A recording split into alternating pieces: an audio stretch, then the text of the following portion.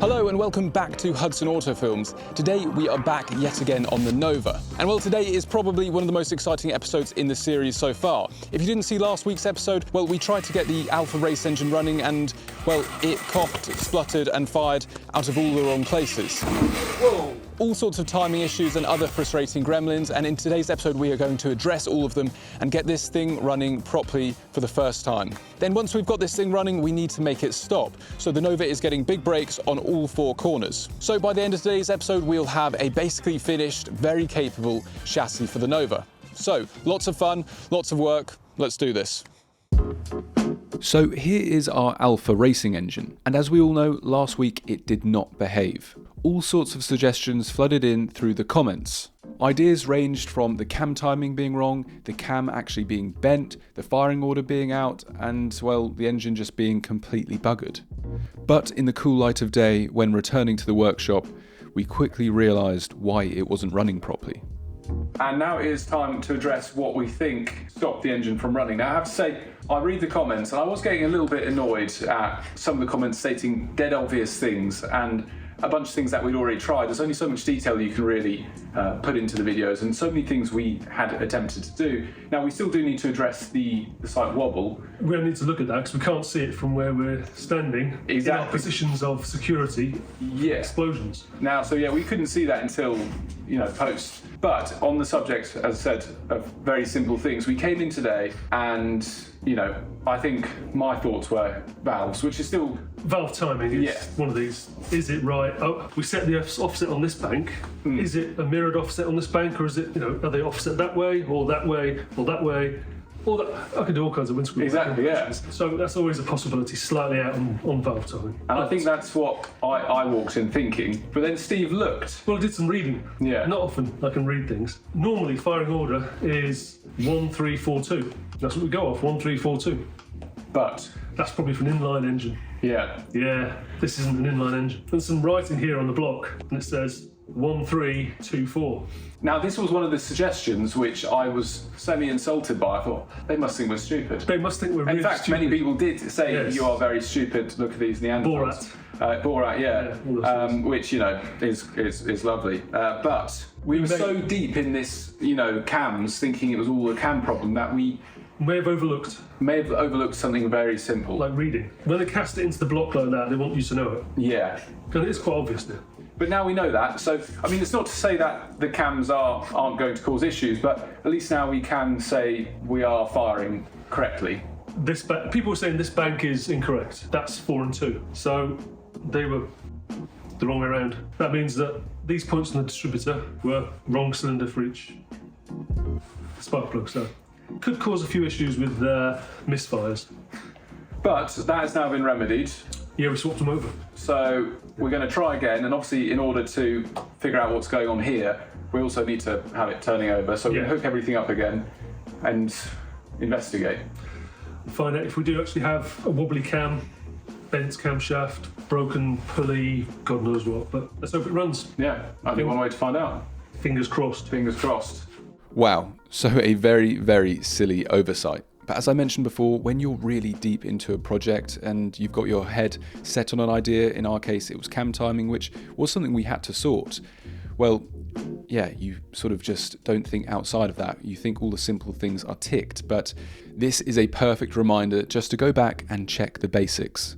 And in our case, we were going back and checking things, making sure we were getting spark, moving the distributor, and making sure the points were opening, but we didn't go back to see whether, well, we'd done something so foolish like put the leads on the wrong plugs. But with everything hooked up, it was time to try again, and hopefully this would resolve the issue. But it could also just reveal that we still have cam issues. Yeah, because we weren't ever in gear, were we? No, when it's off the ground, the wheels will turn. Yeah. Exactly. You'll feel it anyway when you touch that and the wheel starts spinning. Yeah. It'll go, whoop. It is not in gear, it has never been in gear. It will be in gear now. That's definitely neutral. Oh, here we go.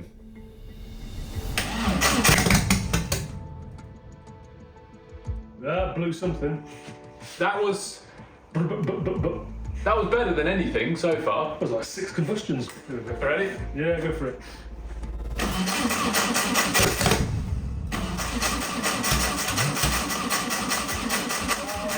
again.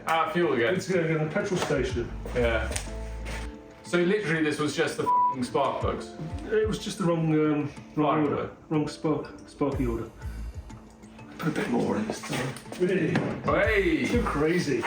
Ready? Just let it through. There we go. It's all dribbled in there. Ready? Go for it. Yeah, go.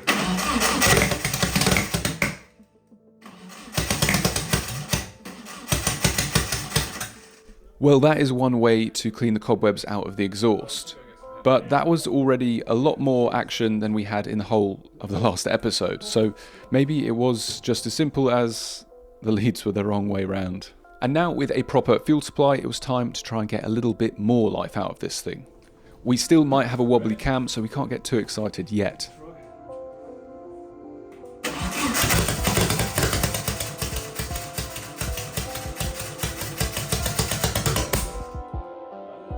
She was coming back to life, but a few tweaks were certainly needed.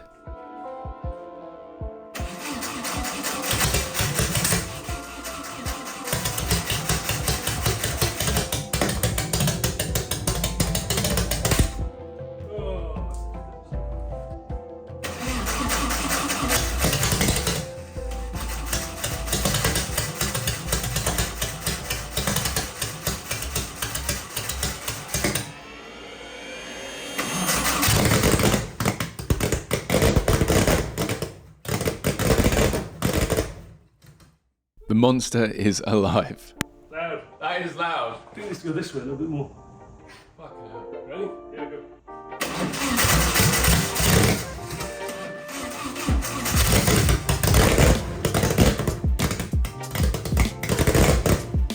With each adjustment, it was getting better and better. It's worth remembering that the carb is not right for this at all, and it's causing a lot of fueling issues as it's jetted for methanol. Ready? Yeah.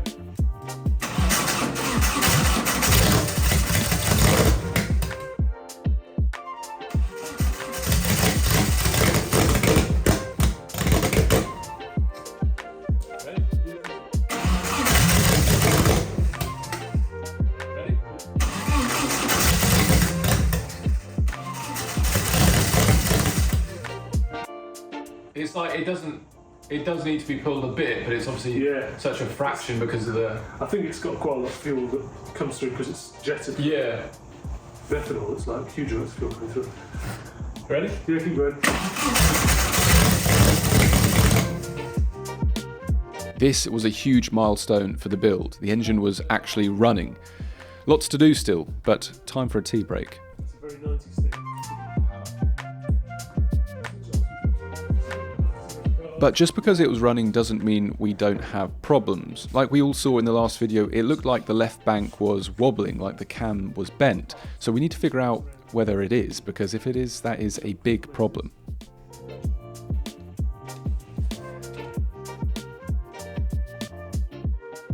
With the dial gauge fitted, we rotated the engine. Now this would tell us if the cam is distorted at all, or the pulley at least. It's worth noting that this is very, very precise and will pick up even small differences like a bump in the paint, a small rust divot, anything like that. So that's why you see it moving, but we're not looking for tiny, minute details, we're looking for a clear shift from side to side. 3 of a millimetre. Side to side. Total. That's 1, 2, 3, 4. 0.5 of a millimetre, half a millimetre Yeah. in the face there. But could that be paint related? Yeah, half a millimetre could be easily paint. Yeah. Rust and paint is easier. So the pulley itself isn't bent? Not for the way we're looking at it now. This position here is staying quite, I'd say stationary, but it's not stationary. If the pulley itself was bent, it'd be wobbling in and out like that. So the only other thing is, if the pulley itself is moving that way, which you'd see it as the pulley moving elliptically rather than wobbling like that. So really you have to get it in slow-mo and see what's doing. Let's try it. So the dial gauge came back clear, but we still weren't completely sure. So as Steve mentioned, we're going to film this in slow motion and see what it's doing. When the engine's moving fast, obviously all the shakes of the whole thing will contribute to the way the footage looks. So we need to slow it down and be able to isolate exactly what the cam is doing. Today's episode has been brought to you by Creality. Now, they've sent over their Samoon S1 3D scanner, and it is quite a piece of kit. It comes in a lovely hard case, and inside that case is everything you need to get scanning. Now, before we start scanning some car parts, let me run through a few of its key features that make it really stand out from the crowd. Kicking things off, it has multi-light versatility, allowing you to capture superior detail in any condition. And on the subject of detail, it is incredibly precise, with a volumetric accuracy of 0.02 to 0.08mm. And with that, it is also highly efficient, running up to 90 frames per second scanning speeds. But let's test it out. I picked up this old piece of carb off the shelf, decorated it in the markers, and well, let's get scanning. The S1 has a wide scanning range, capturing objects from 5mm all the way to 4000mm. And as you can see, after gently rotating it around the object, it is picking it up and creating it in digital form. I'm no expert, but it is super user-friendly, and it can easily handle less than optimum lighting environments, be used without scan spray, and also scan shiny objects. Now there you go, as you can see, we have the rough scan of the part. And after a little bit of cleanup, it was time to scan the other side. And this side was a lot more complex, with more depths and weird angles and all sorts. But the S1 handled it fine, and after a little bit of cleanup, we were left with both the top and the bottom of our part. But now we needed to merge these two sides together, and this is where Creality Scan 4.0 comes in. Their fantastic new AI-driven software allowing for easy editing and usability. And now look at that, after a couple of clicks, it intuitively merged the pieces together. Now we're ready to clean it up and 3D print it. Scanning and making parts has never been easier with the help of Creality's amazing lineup. But it doesn't just stop there. As you can see, we decided to get a little bit experimental and scan me. And well, it made very, very quick work. It was sort of amazing and also a little bit scary how well it picked up the contours of my face and, well, the moustache. What's also particularly amazing is in this format, once you've got the scan, you can also reintroduce colour. It picks all of that up as well.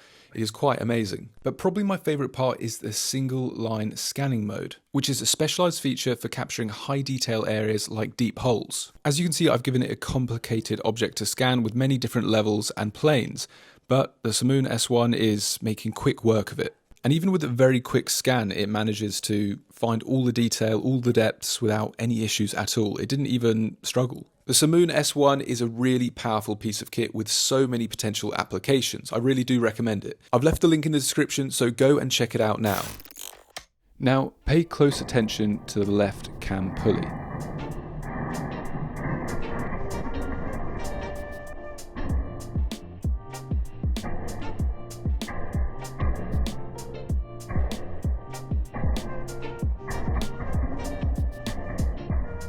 So obviously the engine isn't properly set up, so when it comes to initial fire and when it's sort of at low speeds, it shakes the engine a lot. But when it's actually up to speed, it seems very smooth, so we think maybe it's an illusion of the whole engine shaking, which then when everything is sped up, it makes the whole thing look like it's moving from side to side, especially as the majority of that wobble and kick seems to be on the left-hand side. But what do you guys think?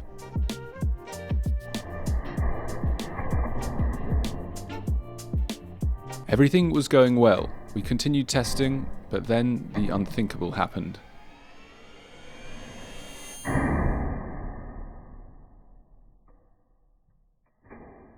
Did you hear that bang and how quickly it stopped?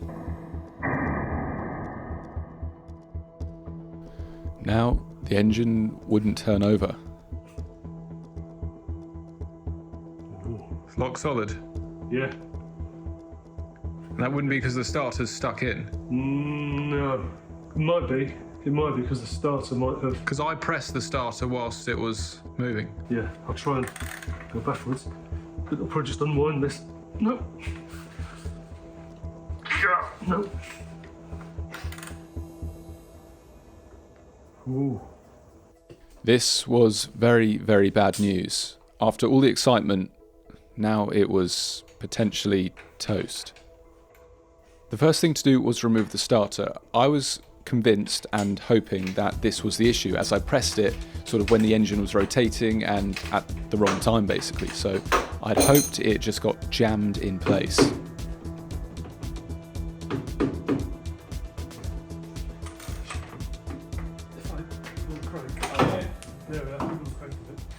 The starter's out, but would she turn? Oh, thank What a relief. That was a very, very tense moment. It's not seized. It's not seized. Just the starter. Fucking hell. After months of hard work, if this thing had seized, it would have been awful. That seems alright. Let's put some power to it, see if it spins. Yeah. That will go there, and we'll just put some power to that one. Watch out for It's only a bit. Put your foot on the petrol. Okay. So that, hold on, is that spinning a bit eccentric? Is it a bit... Oh, playing that. That's fucked. Hey, drop that one. That bearing's fucked. Really? Yeah. Enough to keep using it for testing, though. You have to keep locking up, I think. Really? Yeah. Or send it back and say it's defective. Yeah, that's what I'm going to do. It is defective. Lifetime warranty. Yes. It's not lasting a lifetime, is it? No. Yeah. The fact that it's So much play in it. wobbling so much it's going to get jammed again. Do you really think? Yeah. Should we just try it one more time? Try it, yeah. And with the starter refitted,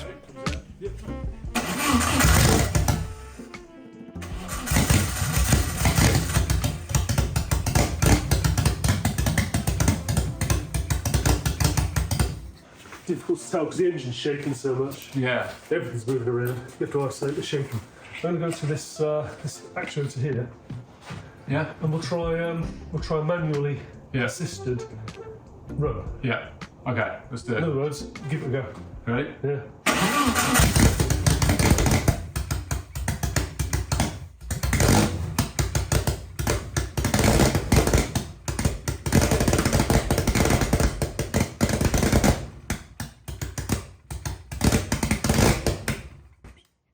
Fucking hell. It works. It sort of. runs. It works, sort of, yeah. What doesn't work? The ignition is wrong and fuel is wrong. But apart from that, Why is the ignition wrong? timing's out. But it's in the right order now. Yeah. So it's giving it enough to fire on all cylinders for Yeah. a small amount of time, then it forgets where it's at and coughs and splutters. The fueling gets wrong Yeah. for the ignition timing. So we're getting there. As you just heard, things aren't quite where they need to be, but it's running. The starter is working again, the engine is not locked up, and we think the cam is fine. But crikey, it's been a bit of a roller coaster today, I have to say. We continued testing and making small adjustments. So here you go. Here is a compilation of some very fun loud noises.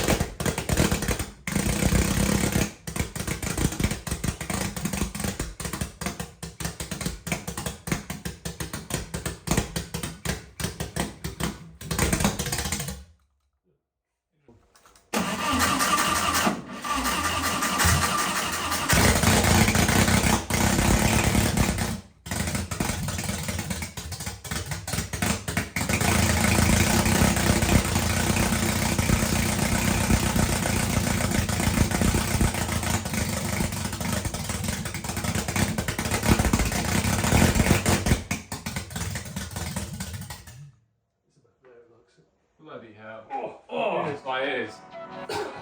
Well, it runs. I reckon 5 more times.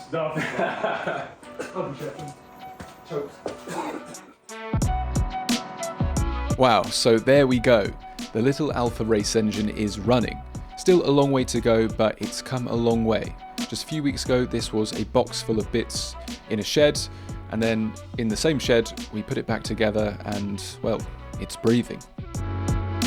Okay, so now it does run, so it was just 2 leads. It was just a small oversight, yeah. But it does seem that timing was fine. Everything was fine. Yeah, so it wasn't, but it's tricky because obviously we saw in the video footage of the previous episode, the cam was wobbling, but now we think it might be an illusion because the engine is shaking quite a lot. That could be that. The only firing events were happening on the left side of the engine. And Last time. Yeah, last time. Looking in slow motion, Yeah. the engine is bouncing around on that side only. So it looks like the cam itself is moving, but it's the entire engine. Yeah. It's rocking on the axis. We hope. Well, we put a dial gauge on it. Yeah, we did. There was Seems all right. no changes. So, but it's running, which is great. Obviously we could mess around more with the carb and the distributor, but there's not a whole lot of point. Well, we'll never get it right with that carb anyway. No, because nothing's right with it. No. Yeah, but this is probably, well, we know everything is right enough to move over to fuel injection now. Yeah, everything is, the basics are basically there without a problem. It'll run nicely, I hope. Yeah, I hope. Well, you can never be sure, can you? Yeah, What's the worst that can happen? it blows up. Yeah. Yeah, Spectacular. that's true. We had Yeah, a few of those anyway, so you know. exactly. Yeah. So, next up for the engine, at least, is once the body is on, getting everything plumbed in, cooling wise, everything sitting a bit better. Yeah. And we can run it. Well, we can then put the fuel injection. We're going to have to adapt to run fuel injection, so put a trigger wheel on the crank, maybe even on one of the cams, sensors, lambda sensor in the exhaust. Yeah, other sensors, airflow, atmospheric pressure, boost pressure, all kinds of different temperature sensors. So yeah, there'll be lots of things to plug in there and get it all working. Yep. Then a little brain to make it all work. Yep. Small brain. Very small brain. It's not complicated. Popping my brain in there. Yeah. It's not complicated. It should run fine on all these cheap and simple microprocessors that does it all now. Yeah. Perfect. Yep. Well, with the engine out of the way, it's time to go on to the next thing in this episode, which is the brakes. Ooh. So we now had an engine that would propel us forward, but not really any brakes to stop us, which are quite important. We have very crusty old discs on the front and prehistoric drums on the back. With the additional power, these just won't cut it, so it's time to make some upgrades. And right on cue, a very exciting batch of boxes arrived from our friends at Limebug. So, let's get unpacking.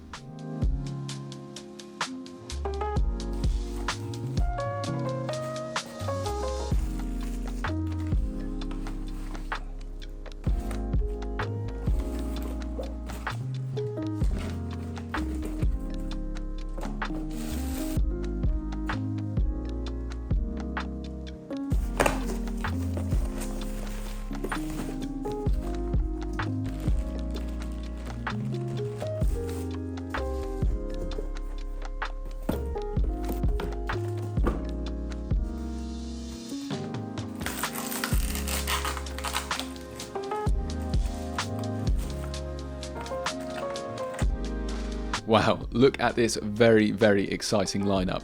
We've got Wilwood 4 pots on all 4 corners, and this whole package is a setup Limebug have, so you just click buy and they send you everything to do the total conversion. This is really going to finish the whole setup off. We've got a lovely engine, amazing suspension, a solid chassis, and well, now it is time to have some brilliant brakes.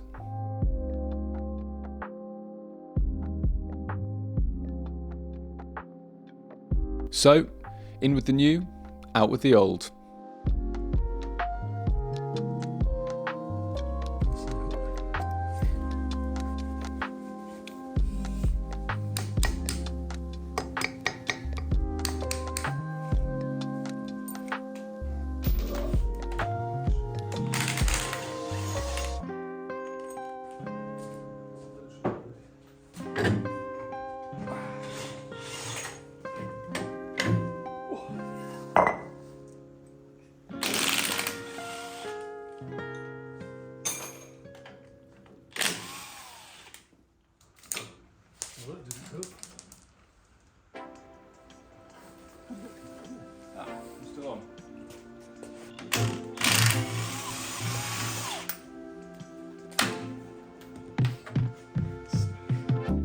Our good old reliable drums were gone, and thankfully a thing of the past.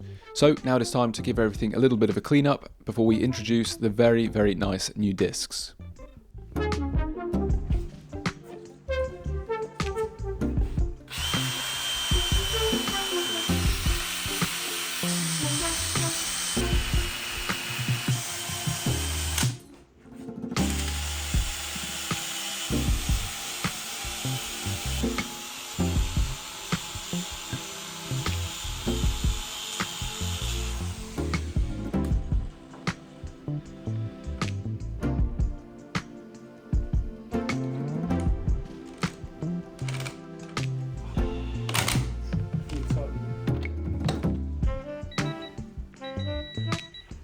Step 1 complete.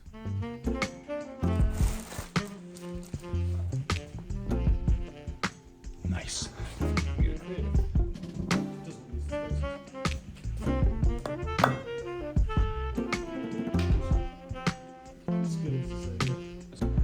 Oh, look at that. Nice.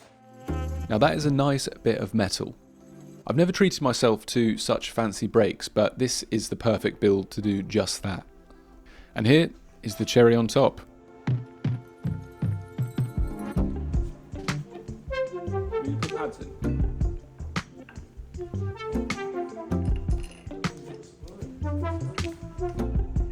So we'll. Or do you mean just put it on? So otherwise. What we'll do is Bloody hell, look at that.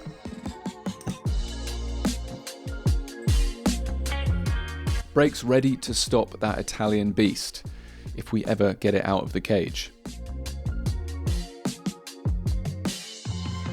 But one side done, one more to go.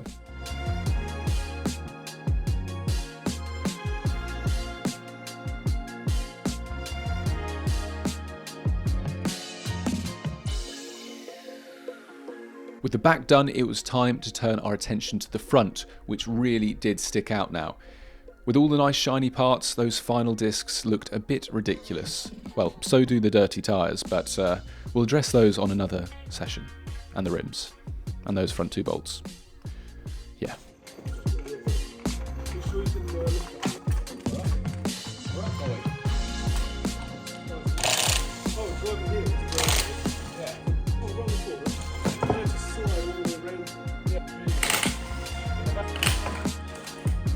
Whilst we're here, we wanted to have a little bit of a think about the front suspension. As you may recall, the front airbags were rubbing on the arms, which is less than ideal.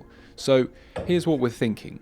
Or method on our suspension rubbage. the rubbing of the top arm. Yeah. Well, we're going to use some cardboard, aren't we? Mm-hmm. Always engineer things out of cardboard. The problem we have here with this, ignore the drawing, very childish. You do that. Yeah, ignore it, please. The problem we have here is where these two round things are located, just above it is where the strut comes through. Now obviously we need to move that back a bit to stop the airbag from rubbing here on the upper arm.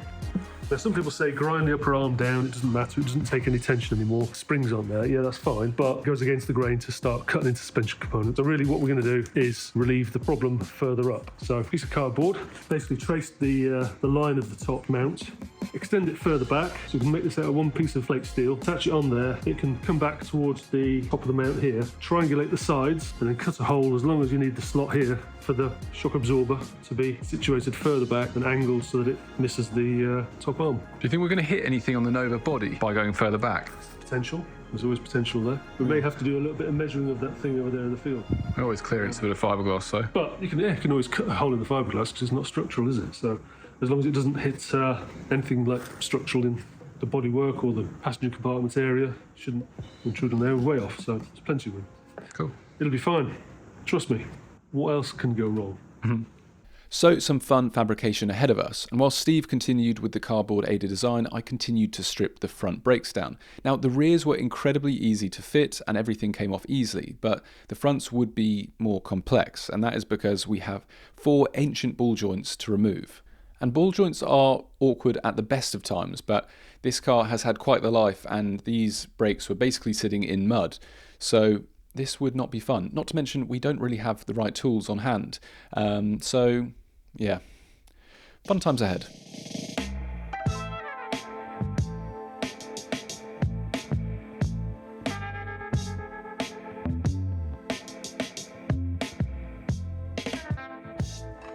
So at the time of filming, I'm sort of between the two sheds.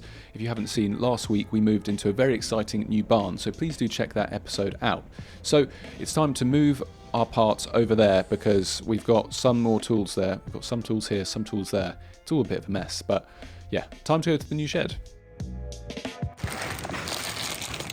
Get this whole rusty, crappy. Yeah. May involve heating the arms, quite a substantial arm, so heating this is going to take quite a bit. Or we can cut the back off this, tap the centrepiece out, and cut through the inside.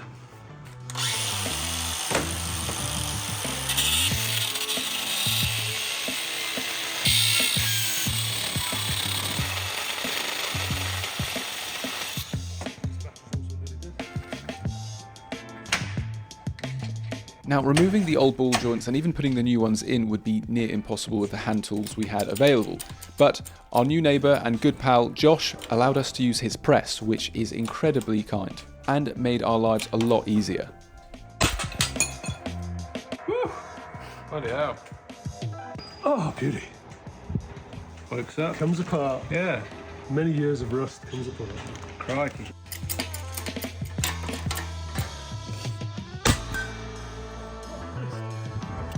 But with awkward sizes and all sorts of problems, the press would only get us so far. So enjoy this compilation of several hours of trying to get the ball joints out.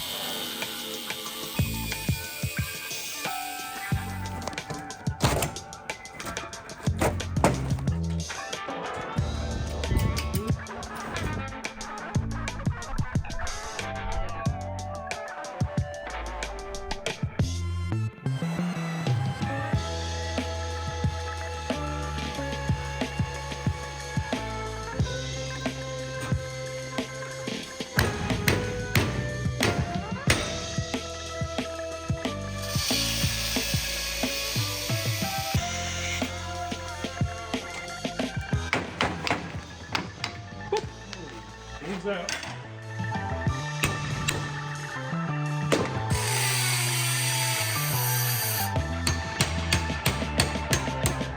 Way! Little bastard.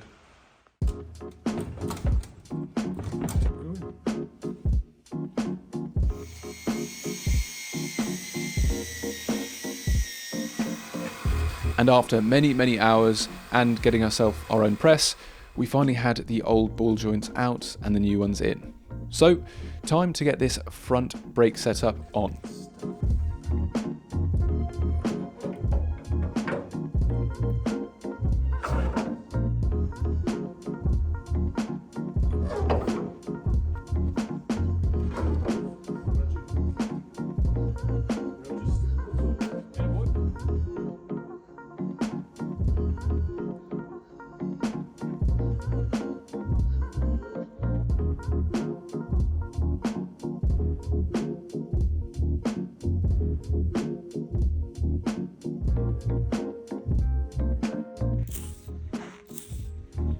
Slow-mo.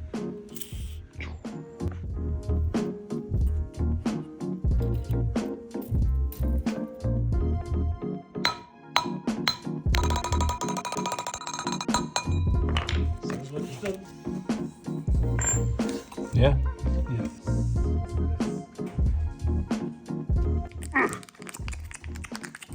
Chicken.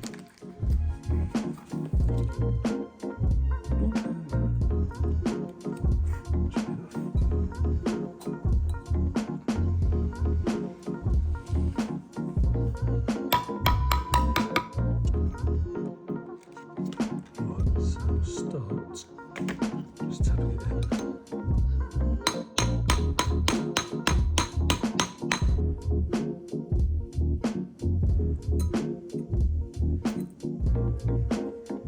Job done. Job done. And with the hub prepped and the disc ready to go, time to get it on.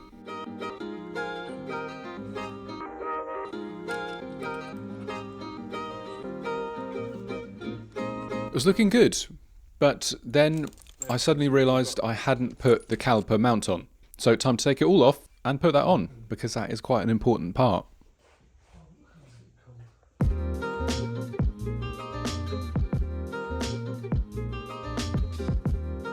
Anyway, where were we? Oh, there. Look at that. More stopping power. Just how we like it.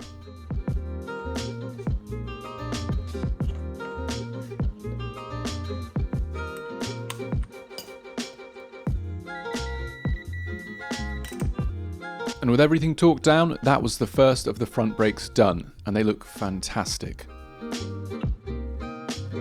So good, in fact, they actually sent the military to check everything was as it should be.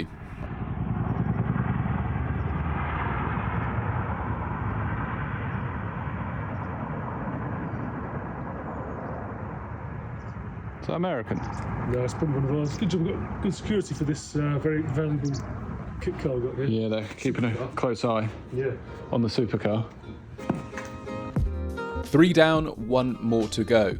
Then we will have Wilwood 4 pots on all 4 corners. Words I never thought I'd be saying a few months ago. This Nova really has come a very long way.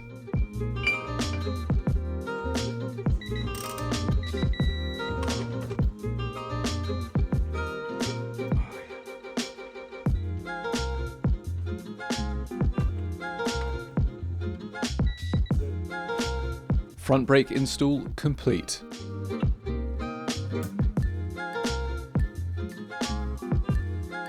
The Nova chassis was really looking like a beast now. With the new brakes, the crazy engine and the air suspension, it really was coming together. The last job is to put the front airbags back on, and then we basically have a complete rolling chassis.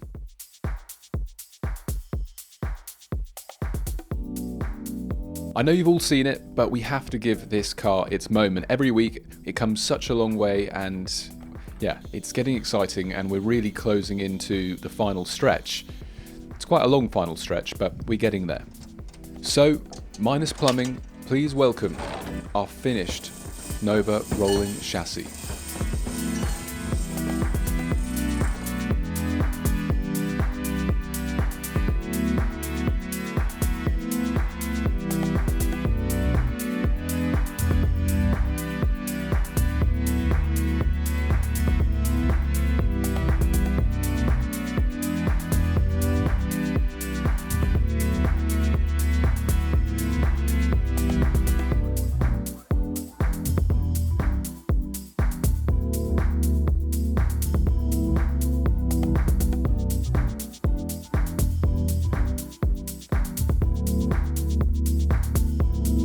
Well, there we go. Look at this. I mean, I know it's still got a way to go. We need to plumb in the brakes. There's not a body on it, all that sort of thing. But just remember what this chassis looked like 2 months ago, less than that, 6 weeks ago. Now it is strong, it is shiny, it has air suspension, it has Wilwood brakes on all 4 corners, it has a turbocharged Alpha race engine. Yeah, this is good. It has come a long way. It's really weird. I sort of feel like this has been going on for a year, but it has just been a couple of months.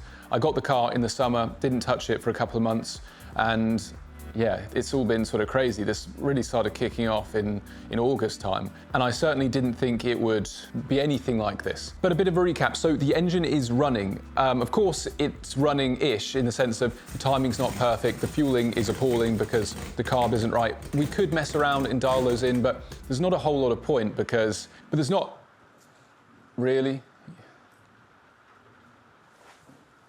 This is why I've got a different barn now.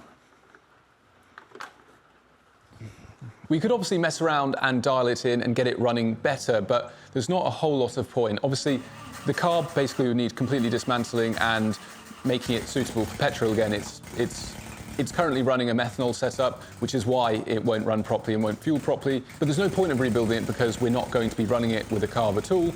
Again, same with the timing. We know it's running, and we know it's running well enough to move over to fuel injection, which does away with the carb and obviously our distributor. So yeah.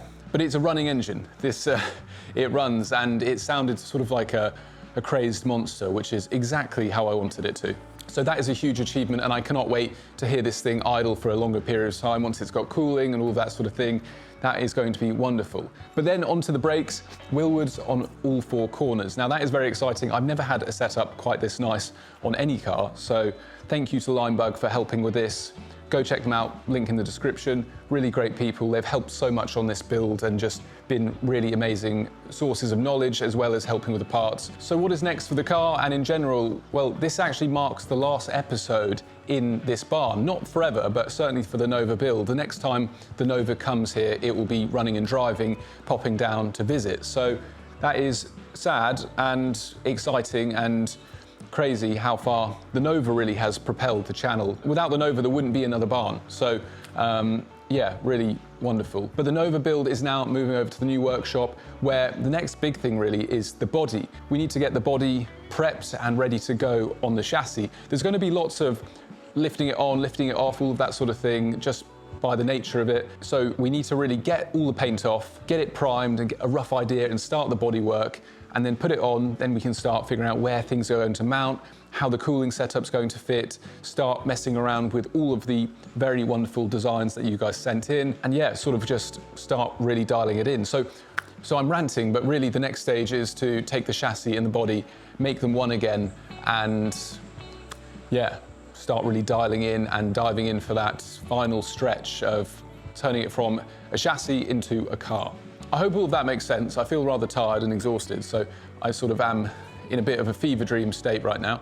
But a huge amount of excitement to come on this build, a huge amount of excitement to come on the other builds. The Wildcat is coming back this month as well, and we are going crazy with it, turning it into a proper monster, so I'm very excited about that. The 4x4 Aston is returning in just a couple of weeks, so I'm incredibly excited about that as well. So yes, a huge amount of excitement to come on all of the builds. And with that in mind, if you enjoyed this episode, and even if you didn't, please do consider liking, sharing, subscribing, commenting, hitting the hype button, all of that sort of thing. The more you do that, the more it allows me to do silly things with silly cars and make videos about it. Another great way to support the channel is the Patreon, which I've linked down below. Over on the Patreon, I have early access behind the scenes. The patrons get to see everything several days, weeks before you guys on YouTube, and sort of day-to-day updates on the cars. All the secret cars, which aren't coming onto the channel till next year. It's an exciting place to be, and you can join for just £1. Another great way to support the channel is merchandise, again, linked down below. All proceeds go into these silly cars. But enough of all of that, I'm just really grateful that you are here watching. I'm so grateful for all the support over the last few weeks, months. It is phenomenal. Without you guys, this wouldn't be possible at all. All the encouragement, it's amazing. All the advice, all of you telling us to swap the leads around, it all has helped an enormous amount, and I'm so grateful for this wonderful community of people who are interested in this bizarre machine and all of the other bizarre machines in the shed. Yeah, we're a funny bunch. But on that note, thank you so much for watching, take care, and I will see you next time.